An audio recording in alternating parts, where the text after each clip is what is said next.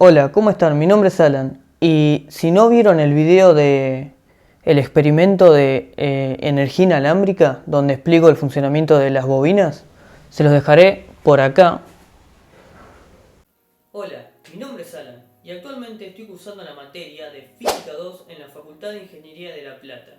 Y resulta que durante la cursada se podía presentar un proyecto el cual tenga que ver con alguno de los temas que se traten durante la cursada. Por lo cual, obviamente no me iba a quedar de brazos cruzados y decidí presentar este proyecto de energía inalámbrica, el cual se basa en el principio de funcionamiento de la ley de Biot-Savart y la ley de Faraday-Lenz. El funcionamiento es el siguiente: tenemos dos bobinas, ambas con las mismas características. Esta primera bobina que tenemos por acá se va a encargar de generar el campo magnético variable en el tiempo. Eso lo vamos a lograr gracias a este circuito que tenemos por acá. Luego, que es la segunda bobina, va a ser afectada por dicho campo magnético, generando una FEM inducida descrita por la ley de Faraday-Lenz. Este fenómeno físico lo vamos a ver representado mediante este LED que tenemos por acá, que se va a iluminar a una determinada distancia cuando esto suceda. Así que bien, ahora que entramos en contexto, vamos a intentar explicar la parte física de lo que está ocurriendo en ese video. Así que bueno, primero vamos a pensar a la bobina, a la primera bobina, que es la cual genera el campo magnético, como una sola. Y luego vamos a describir su comportamiento pensándola como la cantidad de bobinas que son 60 vueltas en total, o sea 60 espiras. Así que bien, vamos a empezar con este problema. Acá tenemos representado lo que sería el esquema gráfico de lo que vendría a ser una sola espira. Como vemos, lo podemos pensar en un eje cartesiano de 3 dimensiones y a nosotros lo que nos interesa, o lo que nos va a interesar en este caso, es conocer cuál es el campo magnético que genera la espira en un determinado punto arbitrario que vamos a llamar P en el espacio. En este caso, este punto P podríamos representarlo como a la otra bobina a la cual se induce el campo magnético. Pero bueno, ya vamos a llegar a ese paso. Así que bien, lo que nosotros queremos hacer es calcular el campo magnético que genera esta bobina. Si repasamos un poco, nosotros sabemos que la expresión del diferencial de campo magnético, que esto es la ley de Biot-Savart, es igual a mu0 sobre 4pi por I diferencial de L producto cruz versor R, todo eso dividido R al cuadrado. Entonces nosotros a esto lo tenemos que pensar como una receta. Lo que necesitamos determinar ahora para poder utilizar esa fórmula es quién es el diferencial de longitud y quién es este R al cuadrado. Así que vamos a intentar descubrir eso analizando este problema. Así que bien, nosotros si la pensamos a la espira como si lo tuviéramos en un eje coordenado, como acabamos de decir, nosotros podemos describir a la espira con un cierto radio al cual vamos a llamar A. Y la vamos a calcular a una distancia X desde el origen. Entonces, nosotros lo primero que tenemos que ver es cómo va a ser la contribución de los diferenciales de campo magnético en este punto. Entonces, nosotros sabemos que va a ser la sumatoria de todos los diferenciales. Pero nosotros este problema lo podemos analizar de la siguiente forma. Vamos a ver dos puntos que sean equidistantes de la espira. O sea, vamos a pensar a este punto de acá respecto al punto P y este punto de acá respecto al punto P, qué campo magnético es el que generan. Y como la espira es simétrica del centro a cualquier punto, va a ser lo mismo que si yo tomo un punto de acá y lo grafique acá, o un punto de acá y lo grafique acá, ya que está a la misma distancia que es el radio. Así que bien, nosotros si lo pensamos de esa forma, podemos graficar lo siguiente. Esta vendría a ser la distancia A o el radio de la espira, nosotros vamos a describir como A. Esta va a ser la distancia a la cual queremos calcular el campo. Este va a ser el punto P, que va a ser el punto de interés. Esta distancia que tenemos acá, desde el centro, desde el origen de la bobina hasta el punto donde lo queremos calcular, es X. Y nosotros vamos a calcular la contribución de campo magnético generado por la espira. Este es un punto de la espira. A esto de acá lo vamos a llamar R. Y podemos pensar análogamente lo mismo en el otro punto, ya que es simétrico. Entonces, ¿qué es lo que va a pasar acá? Nosotros acá vamos a tener lo siguiente. Este punto de acá va a generar un campo magnético en este sentido. Este va a ser el diferencial de campo magnético en ese punto. Ahora, a este diferencial de campo magnético lo podemos describir por sus coordenadas, el cual es la coordenada Z y la coordenada Y. Si lo pensamos así, esta sería la coordenada Y, este sería DY, y DZ sería paralelo a esto. Disculpen, sería perpendicular, que estaría, en este caso sería 0, ya que nosotros estamos sobre el eje, sería 0, pero si estamos en cualquier otro punto lateral, ahí sí vamos a tener un diferencial en el eje Z. Pero lo podemos pensar también, por ejemplo, es acá pequeñito, lo podemos pensar como dBz. Y en este punto vamos a tener exactamente lo mismo, porque es simétrico. O sea que acá vamos a tener, que lo voy a dibujar con este color, así se nota, vamos a tener un diferencial de B', que también lo podemos descomponer en su diferencial de B de I' y su diferencial de Z, que por ejemplo, vamos a hacerlo para el otro lado, dBz'.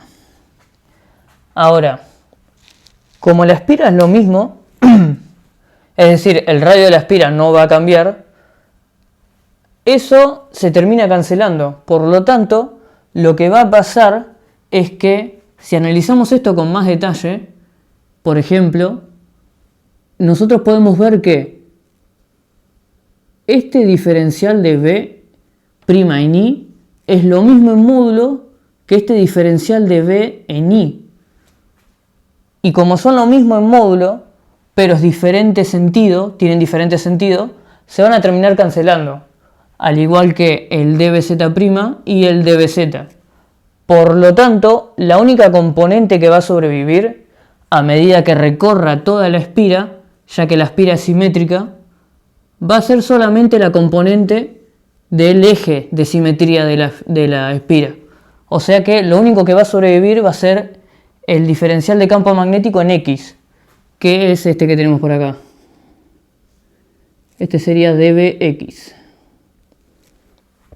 ¿Qué sería dBx? Si nosotros queremos representar a dBx por la geometría, acá discúlpenme, me olvidé de dibujar un ángulo. Por la geometría nosotros sabemos que este θ lo podemos graficar acá, que de hecho es el mismo θ, es este de acá. Y si nosotros graficamos esto, lo que tenemos es este vector de acá que es dBx, este de acá que es el diferencial de B, y este de acá que lo podemos graficar hacia abajo también, pero es lo mismo. Yo lo estoy pensando como esto dado vuelta. Esto sería dBi. Y este ángulo de acá es este ángulo que está acá. Si nosotros aplicamos Pitágoras, tenemos que el coseno de θ va a ser igual al cateto adyacente sobre la hipotenusa, que es dB. Y si despejamos dbx, obtenemos que dbx va a ser igual al diferencial de campo por el coseno del ángulo. Y acá tenemos la expresión de interés. Bien, ahora que determinamos cuál es la componente que va a sobrevivir, que va a ser la responsable de generar dicho campo magnético en un determinado punto por esta espira que tenemos acá, ahora lo que tenemos que hacer es construir esa expresión, terminar de armar esa expresión. Como ya sabemos, los diferenciales de campo magnético que vamos a tener van a ser solamente los del eje X, ya que como vimos por simetría se terminan cancelando todos excepto los del eje X. Así que lo que nos queda determinar es ver cuánto vale este coseno de θ. Y si nosotros aplicamos lo mismo, pero en este ángulo que tenemos por acá, que ahora un poco más adelante vamos a ver por qué hago esto, yo lo puedo pensar como que el coseno de θ es lo mismo, sería cateto adyacente sobre la hipotenusa. Eso termina dando A sobre R, siendo A el radio, no se olviden. Así que acá tenemos otra expresión que nos va a servir ahora dentro de un rato. Así que ahora voy a pasar a anotar esto acá arriba junto con esto y continuamos. Así que bien, ahora que tenemos esto, lo que nos queda determinar es, antes de empezar a reemplazar en esa ecuación, es ver cuánto es el producto cruz de dl cruz r versor y cuánto vale r al cuadrado. Así que vamos a ver eso. Para hacer el producto cruz y que se entienda, tenemos varias formas de hacer el producto cruz, pero nosotros vamos a usar vamos a calcular el producto cruz mediante sus módulos. Entonces, el diferencial de L, para que se entienda, si nosotros vemos a la espira y nos acercamos a este punto, que es en el cual es uno de los puntos que va a generar el campo magnético en este punto, si nosotros lo graficamos y graficamos a la espira, este es un segmento de la espira. El diferencial de L, que coincide con la dirección de la corriente, que por ejemplo vamos a pensar que la corriente va en este sentido, que recorre la espira así, podemos pensar al dl como un diferencial de longitud chiquitito, al cual vamos a llamar dl, ese va a ser dl, que es tangente al punto de la espira, al diferencial de longitud de la espira. Apunta en dirección tangente y va en el mismo sentido que la corriente. Y ese versor R apunta siempre hacia el centro, es decir, apunta hacia el radio. Este es el versor R. Entre los dos forma un ángulo de 90 grados. Entonces, si nosotros escribimos esta expresión, escribimos este producto cruz, nosotros vamos a obtener que dl cruz R versor es igual al módulo de dl por el módulo del versor R por el seno del ángulo entre los dos. Y el ángulo entre los dos, a medida que voy recorriendo esto, es como si nosotros tuviéramos esto así y vamos recorriendo la espira. Estos dos vectores siempre van a ser perpendiculares, o sea, siempre van a formar un ángulo de 90 grados y van a empezar a recorrer la espira de esta forma, pero esos vectores entre sí siempre van a formar un ángulo de 90 grados. Entonces, este seno va a ser el seno de 90. Ahora, como este vector es unitario, el módulo de esto va a ser siempre 1 y el seno de 90 también es 1. Por lo tanto, todo esto va a ser igual a 1. O sea que este producto cruz me va a terminar dando que es el módulo de dl. Bien, ahora, ¿quién es dl? Si nosotros vemos de acá, a dl lo podemos expresar como módulo de dl va a ser igual a...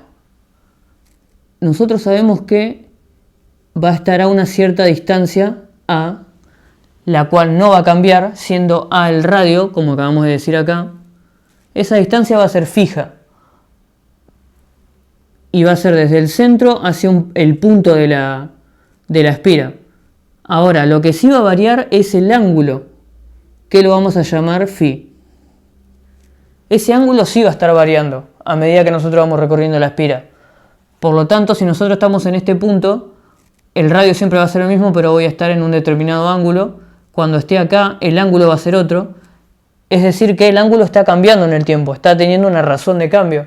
Por lo tanto, eso lo expresamos con la derivada. O sea que al módulo de dl lo voy a poder expresar como A, que es el radio, por el diferencial de phi, perdón.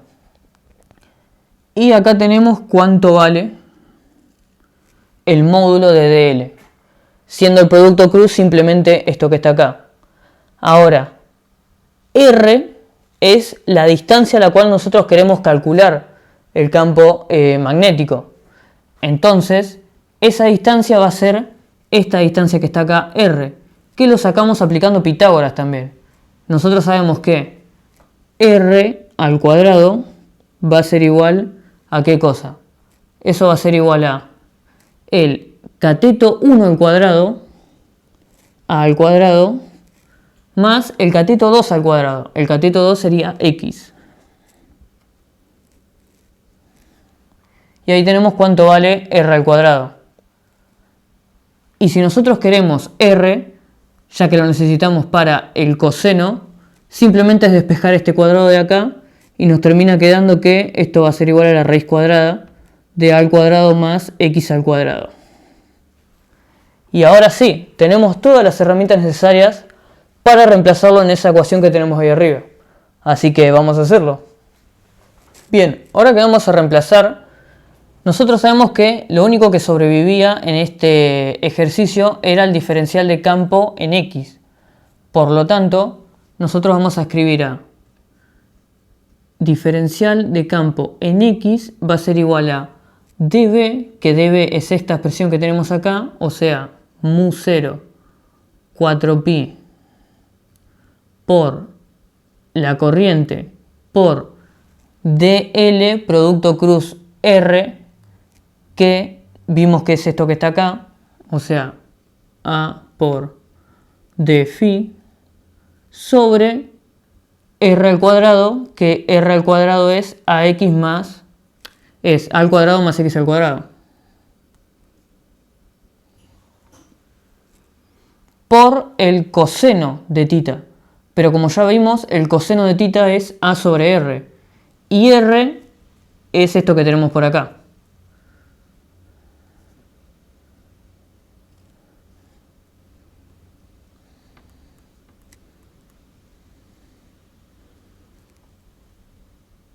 Y esto está en la dirección del versor y. Ahora bien, esta expresión que tenemos acá nos sirve para determinar el campo magnético generado por un solo punto de la espira. Pero nosotros no queremos eso. Nosotros queremos saber cuál es el campo magnético total que genera toda la espira en ese punto.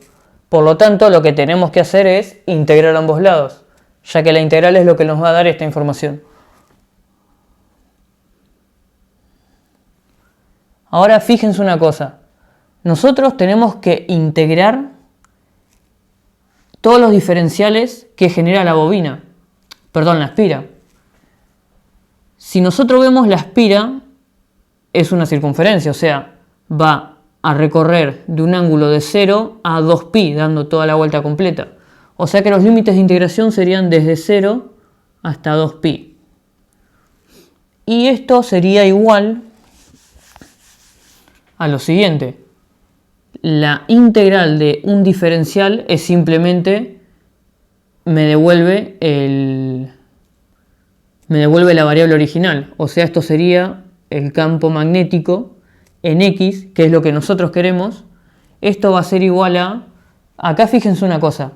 Nosotros estamos integrando respecto de phi, pero no tenemos phi en ningún lado en esta expresión. Por lo tanto, toda esta expresión que tenemos acá la podemos sacar como una constante y nos quedaría lo siguiente. Mu0 por I por A al cuadrado sobre 4pi por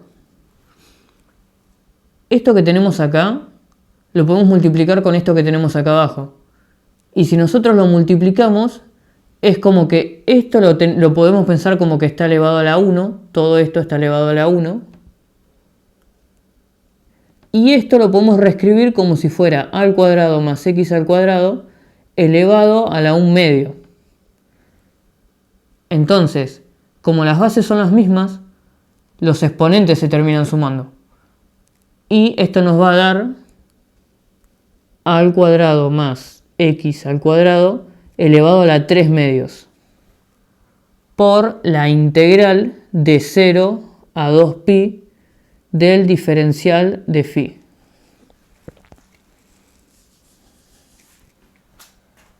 Ahora, si nosotros hacemos esa integral, es simplemente evaluar desde 2pi y restarle 0. Por lo tanto, esta integral me va a terminar dando un valor de 2pi menos 0, pero como eso no afecta en nada, me va a quedar 2pi multiplicado por esto. Ahora, este 2pi se puede cancelar con este 4pi que tenemos acá. Por lo tanto, acá nos terminaría quedando un 2 y esto está en la dirección del versor I. Y nosotros sabemos que el campo magnético se mide en teslas.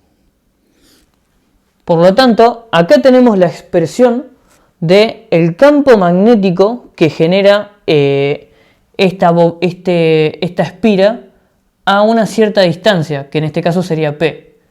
Como vemos, la distancia es inversamente proporcional a la corriente por el radio de la espira. Ahora bien, fíjense una cosa. Nosotros, como vimos en el video, tenemos una configuración de una espira que no es solamente una sola espira, sino que son varias espiras. Son n cantidad de espiras por las que pasa la misma corriente.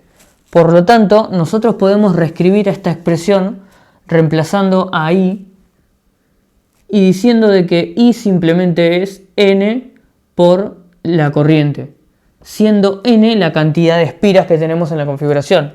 Por lo tanto, si yo reemplazo acá, termino teniendo mu0 por n por I. Y ahora sí, esa sería la expresión que describe nuestro problema físico. Ahora bien, voy a pasar a escribir esto acá arriba y continuamos. Ahora bien, nos falta describir la última parte del problema. Ya tenemos determinada la ecuación que nos describe a qué distancia se genera el campo magnético, pero nos falta determinar cuál es la FEM inducida en la segunda bobina, como vimos en la parte experimental, generada por esta primera bobina que tenemos por acá. Ahora bien, si recordamos, lo que nos describe el comportamiento de la FEM inducida es la ley de Faraday-Lenz, que si la recordamos un poco, la ley de Faraday-Lenz o Lenz-Faraday es la FEM es igual a menos n, siendo n la cantidad de espiras de la bobina a la cual está siendo inducida el campo magnético, por la derivada del flujo del campo dividido el diferencial de t. Y ahora, si recordamos cuál es la expresión del flujo magnético, tenemos que el flujo es igual a la integral doble de el campo magnético por el diferencial de área. Ahora, el campo magnético ya lo habíamos calculado anteriormente, ya que es el campo magnético que es generado por la primera bobina. Y como ese campo magnético en un determinado tiempo va a ser constante, lo podemos sacar de la integral y nos termina quedando la integral doble del diferencial del área, que es simplemente el área. Por lo tanto, esto va a terminar siendo igual a Bx, en este caso, por pi por el radio, que sería A en nuestro problema, al cuadrado. Y esa es la expresión del flujo. Ahora bien, yo dije que la corriente varía en el tiempo. Si nosotros nos acordamos de la parte experimental, con el circuito que teníamos, generábamos que la corriente cambie en el tiempo, que no sea constante. Ya que nosotros al conectar y desconectar el circuito de una forma muy rápida, como lo hacíamos en la parte experimental, lo que estamos haciendo es que a esta expresión le estamos variando la corriente, ya que la corriente varía en el tiempo, no va a ser siempre constante. Por lo tanto, en realidad esta expresión nos quedaría con un i, pero este i depende de la variable t, ya que varía en el tiempo. Y nosotros lo podemos sacar de esta expresión porque en un determinado tiempo ese campo va a ser constante. Por eso nosotros lo podemos sacar de la integral y representarlo de esta manera. Y ahora simplemente reemplazamos en esta expresión. Así que nosotros sabemos que la FEM inducida va a ser menos. Este sería la cantidad de espiras que tiene la bobina a la cual está siendo inducida la FEM. O sea, sería la bobina 2 en este caso, como van a ver en la parte de la documentación, que está en la descripción. O sea que esto nos quedaría n de la bobina 2, a la cual está siendo inducida la FEM, por la derivada del flujo, que vendría a ser esto, respecto del tiempo, que vendría a ser la derivada de Bx por pi por a al cuadrado, o sea, que es esto que tenemos por acá, vendría a ser mu 0 por n de la bobina 1 por la corriente, que depende del tiempo, por a al cuadrado, y acá tenemos un a al cuadrado también, o sea que nos va a quedar una a la cuarta, por pi, todo eso dividido 2 al cuadrado más x al cuadrado elevado a la 3 medios. Y ahora nosotros tenemos que hacer la derivada de esto respecto del tiempo. Pero como vemos, la única variable que depende del tiempo es la corriente. Por lo tanto, nos va a quedar exactamente la misma expresión, pero nos va a quedar a la corriente como la derivada.